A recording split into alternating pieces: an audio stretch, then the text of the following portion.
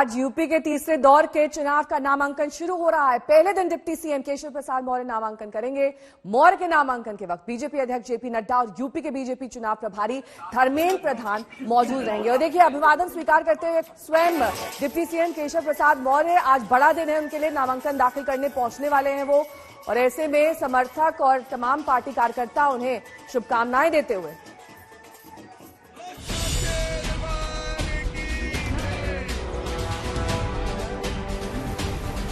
जिन्नावादी सोच के लोगों को तो सर पे लाल टोपी, जेब में जालीदार टोपी पसंद है।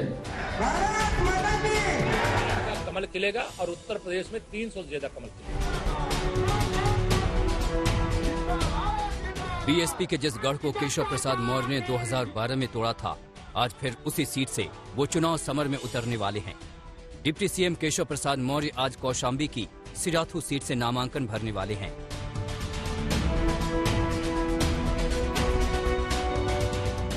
सिराथू में तीसरे चरण में 20 फरवरी को चुनाव होना है।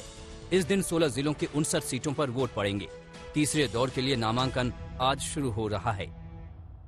हमें किसी को पलटाने की आवश्यकता नहीं है। जनता ने 2019 में इस गठबंधन को पहले ही पलट दिया है और 2022 में तो भतीजा अलग है, बुआ अलग है।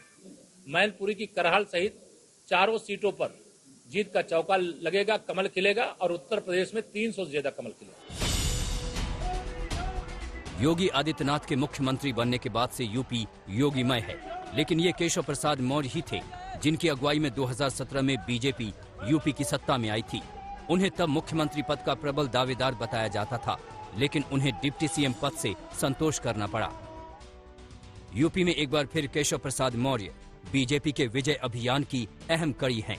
यही वजह है कि आज जब वो सिराथू से नामांकन भरेंगे तो कलेक्ट्रेट पर उनके साथ बीजेपी राष्ट्रीय अध्यक्ष जेपी नड्डा और यूपी प्रभारी धर्मेंद्र प्रधान भी मौजूद रहेंगे। नामांकन के बाद जेपी नड्डा और धर्मेंद्र प्रधान दोपहर 1 बजे जनसभा को भी संबोधित करेंगे। जनसभा के बाद जेपी नड्डा और केशव मौर्य घर घर जनसंपर्क करेंगे। अब तक मौर्य बीजेपी के दूसरे उम्मीदवारों से वोट मांगते थे, अब अपने लिए भी मांगेंगे। पर जिन्नावादी मानसिकता के लोगों को निश्चित तौर से 10 फरवरी से लेकर के 7 मार्च तक 7 चरणों के चुनाव में उत्तर प्रदेश की जनता साइकिल को पंचर कर देगी, हाथी को यूपी से खदेड़ देगी और अब हैंडपंप की जरूरत नहीं है, क्योंकि पाइपलाइन से घर घर पानी पहुंचाने की योजना आ चुकी है।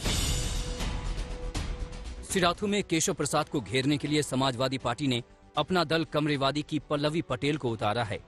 पल्लवी पटेल केंद्रीय मंत्री और अपना दल की नेता अनुप्रिया पटेल की बहन है, लेकिन पल्लवी के नामांकन से पहले ही एसपी और अपना दल कमरेवादी गठबंधन में दरार की खबरें आने लगी हैं।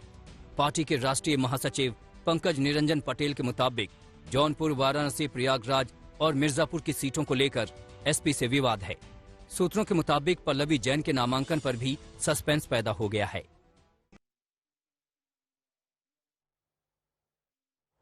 अभिषेक मिश्रा मेरे सहयोगी इस वक्त तमाम जानकारी के साथ सीधे उसी जगह से जुड़ गए हैं जहां से आज केशव प्रसाद मौर्य नामांकन दाखिल करने वाले। जाहिर तौर पर हाई प्रोफाइल नामांकन है आज का, अभिषेक, और ऐसे में तैयारियां भी हाई प्रोफाइल ही होंगी। बिल्कुल नेहा, बहुत हाई प्रोफाइल नामांकन है क्योंकि बीजेपी के उप मुख्यमंत्री केशव प्रसाद मौर्य आज अपना नामांकन करने जा रहे हैं सिराथू से। 2012 में भी वो यहीं से विधायक चुने गए थे, लेकिन 2022 की लड़ाई में जब बीजेपी के तमाम नेता जमीन पर है, खुद योगी आदित्यनाथ भी गोरखपुर से ताल ठोक रहे हैं, कल वो नामांकन करेंगे। लेकिन आज का दिन केशव प्रसाद मौर्य का है। शुरुआत उन्होंने अपने घर से की है, घर से वो निकले हैं, उसके बाद वो एक मंदिर है शीतला मंदिर, वहां पर दर्शन के लिए गए और उसके बाद में लगभग 10:30 बजे अपने कैंप कार्यालय पहुंचेंगे, जहां से वो कलेक्ट्रेट के लिए बढ़ेंगे और वहां पे ये नामांकन होगा। दिलचस्प इसलिए भी है नेहा क्योंकि आज खुद बीजेपी के राष्ट्रीय अध्यक्ष जेपी नड्डा भी पहुंच रहे हैं, उत्तर प्रदेश के प्रभारी धर्मेंद्र प्रधान भी वहां मौजूद रहेंगे कलेक्ट्रेट पर, इसके साथ ही साथ अनुप्रिया पटेल भी वहां पर मौजूद रहेंगी। यानी कि केशव मौर्य की दावेदारी, उनका नामांकन सिर्फ केशव मौर्य के चुनाव लड़ने के लिहाज से नहीं बल्कि पार्टी का इस पूरे क्षेत्र में एक संदेश देने की कवायद है कि बीजेपी कितनी मजबूती के साथ मैदान में है और केशव प्रसाद मौर्य सिराथू से इसकी अगुवाई कर रहे हैं।